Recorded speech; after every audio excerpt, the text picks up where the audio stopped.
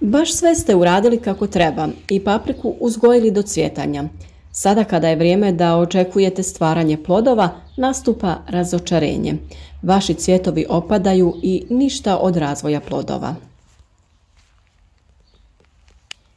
Naime, opadanje cvjetova pa i plodova kod paradajza, paprike i krastavca posljednjih godina je učestala pojava kod nas.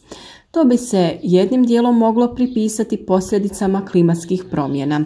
Sve češće dolazi do ekstremnih vremenskih uslova, obilnih padavina, intenzivnih toplotnih valova pa i suše. Ova godina je u mnogo čemu izazovna, kako zbog vremenskih prilika koje fizički uništavaju nasade, tako i zbog drugih tragova koje oni ostavljaju na biljkama. Bilo kojoj biljci je dovoljan manji stres kako bi ona krenula u lošem smjeru i posljedice bi bile velike. Neizbalansirana ishrana povrća, visoke i niske temperature, neadekvatna oplodnja. Sve to može biti jedan od razloga otpadanja cvjetova pa i plodova raznih biljaka, tako i paprike.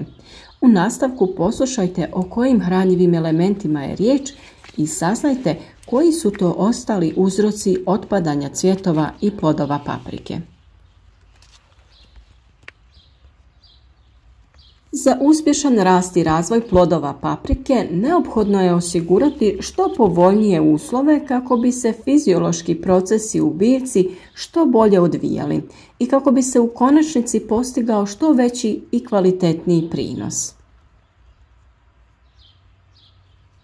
Najznačajniji uslovi okoline koji utječu na razvoj plodova paprike su toplota, svjetlost i vlaga, koji jednako, ako su nedostatni ili prelaze određene granice, negativno utječu na rast i razvoj biljaka, odnosno plodova.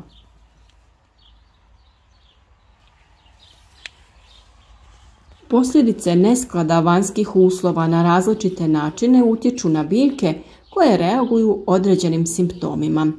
Ponekad manje iskusni proizvođači te simptome poistovjećuju sa simptomima pojedinih bolesti ili napada štetočina i neopravdano primjenjuju određene mjere zaštite.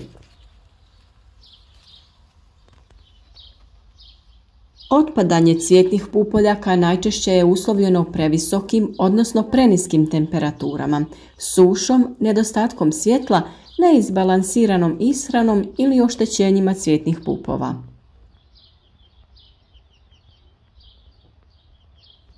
Fiziološki poremećaji u razvoju paprike nastaju negativnim djelovanjem raznih faktora okoline uzgoja, a manifestiraju se u obliku slabog plodonošenja, sunčanih opekotina, vršne truleži plodova, deformacije i pucanja plodova, te pojave ljubičaste boje na samim plodovima.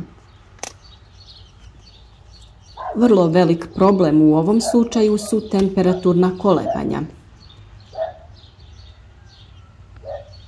Naime, nagle promjene i temperaturna kolebanja u toku oplodnje samo su neki od razloga otpadanja cvjetova i plodova.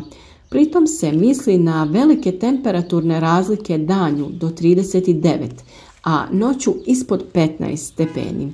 Za normalan rast i razvoj biljke optimalna temperatura kreće se između 20 i 25 stepeni. Temperatura zraka višlja od 32 stepena kod pojedinih osjetljivih sorti mogu izazvati znatnije otpadanje cvjetnih pupoljaka. Štete u smanjenju prinosa veće su ako su visoke temperature prevladavale u vremenu pojave prvih cvjetnih pupoljaka iz kojih se inače razvijaju najkrupniji plodovi. Otpadanje cvjetova je više izraženo ako uz visoke temperature biljka pati i od nedostatka vlage u zemljištu. Temperature više od 30 stepeni usporavaju i proces fotosinteze. Rast biljaka potpuno prestaje na temperaturi od 35 stepeni. Dok sa druge strane temperature zraka tokom noći niže od 13 stepeni, što je bio slučaj u maju i početkom mjeseca juna, također mogu uzrokovati značajnije otpadanje cvjetova kod paprike, paradajza i krastavca.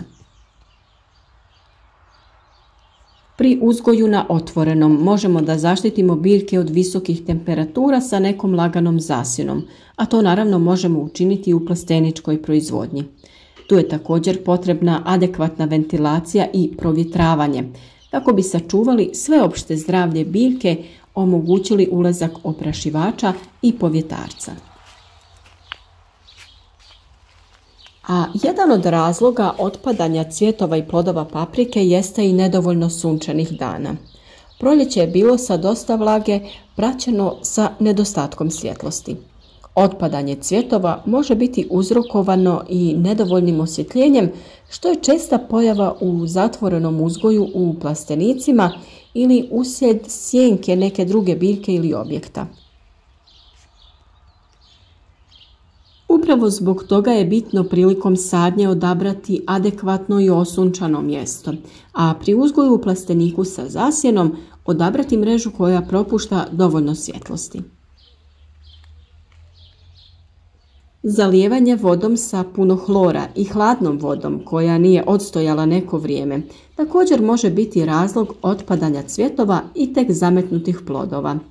Najbolje bi bilo koristiti kišnicu ukoliko imate mogućnost da je sakupljate, a ukoliko koristite navodnjavanje kap po kap, svakako je potrebno vodu u spremnik nasuti ranije kako bi se zagrijala. A ono što je najvažnije i na šta trebamo obratiti pažnju jeste ishrana. Neizbalansirana ishrana također može dovesti do fiziološkog poremećaja u razvoju biljke, kakvim se smatra i otpadanje cvjetova.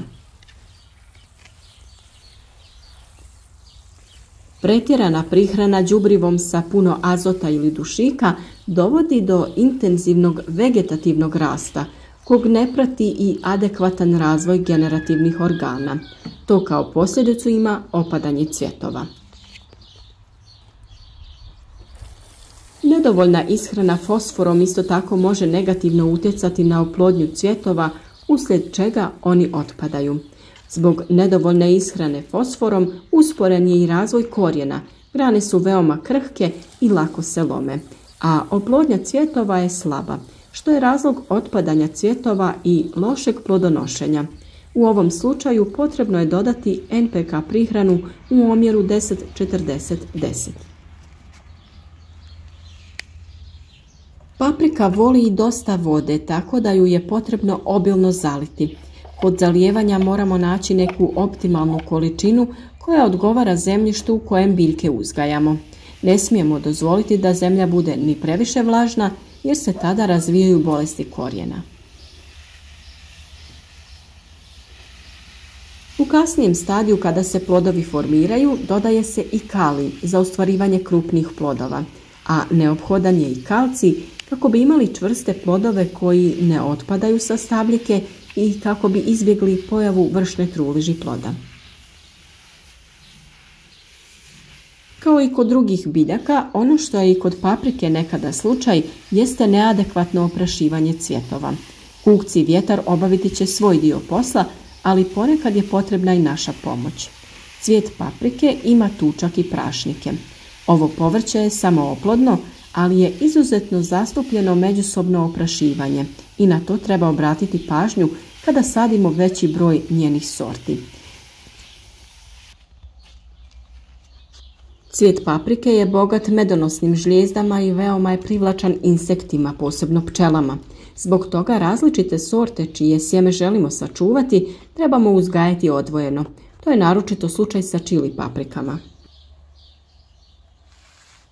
A tu sada u priču dolazi i ljudski faktor, pogotovo kod uzgoja u plasteniku. Laganim pokretima ruke možemo prodrmati stabljiku i cvjetove paprika kako bi potaknuli oprašivanje. S obzirom da dosta toga treba odraditi, poput zakidanja zaperaka ili vezanje paprika, to je savršena prilika da usput malo prodrmamo biljku i cvjetove, te tako potpomognemo razvoj plodova. Kod paprike cvjetovi mogu otpasti uslijed oštećenja od tripsa, odnosno tako oštećeni cvjetovi ne formiraju plodove. Neformiranje plodova može biti uzrokovano i virusnim oboljenjima. Zato pregledajte redovno vaše biljke te pazite da uočite bilo kakve promjene ili eventualne štetnike. Sve o zaštiti od oboljenja i štetnika na biljkama imate naravno u videima na našem kanalu. Dakle, otpadanje cvjetnih pupoljaka i plodova najčešće je uzrokovano previsokim temperaturama, odnosno niskim temperaturama, sušom, nedostatkom svjetla, oštećenjem samog cvijeta i na kraju nepravilnom ishranom. Pripazite na te faktore i popravite one koji su u vašim rukama. Pružite paprici potrebne uslove za rast i razvoj kvalitetnih plodova.